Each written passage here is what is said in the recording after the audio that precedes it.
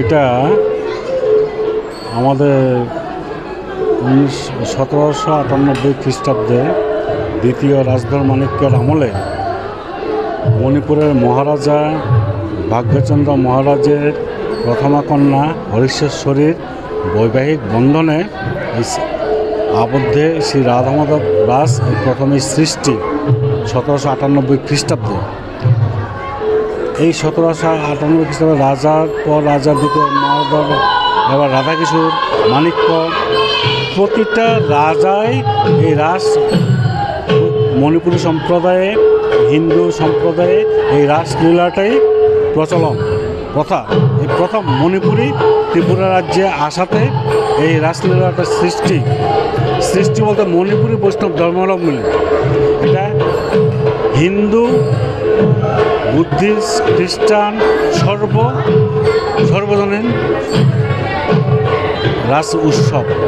এই রাস ভগবান শ্রীকৃষ্ণ এখানে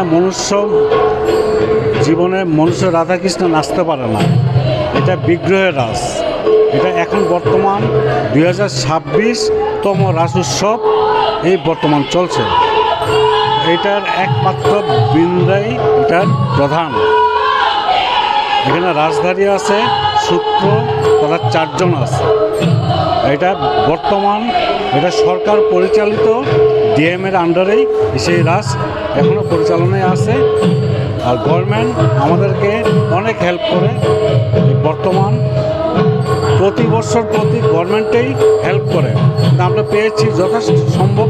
আমরা রাজার আমল থেকে এই অবধি আমরা সরকারের ডিএম মহোদয় পরিচালনায় আছে। কত বছর ধরে চলছে এখানে রাসটা? 226তম। আচ্ছা, এই রাসে কতটা টিম এখানে পার্টিসিপেট করবে এবং কয়টা পর্যন্ত চলবে, কয়টা থেকে শুরু হবে? এখানে পার্টিসিপেট করবে গোপী 24 জন আর রাধা আর কৃষ্ণ মিলে 26 জন। এখানে বিগ্রহ রাস। এখানে মনুষ্য রাধাকৃষ্ণ নাচতে পারে না, এটা নিষেধ, এটা স্বপ্নাদৃষ্ট। আর এই রাস আরম্ভ কীর্তন, আমরা যেটা নাকি বলে যে মণিপুরি ভাষায় নিপাপালা, এই যে কীর্তন আরম্ভ করেই 10:30 থেকে এই বৃন্দার রাধাকৃষ্ণের নাচটা এই বৃন্দাই প্রথম আরম্ভ হবে। এটা ভোর 5টা অবধি থাকবে। তখন মঙ্গল আরতি করেই সমাপ্ত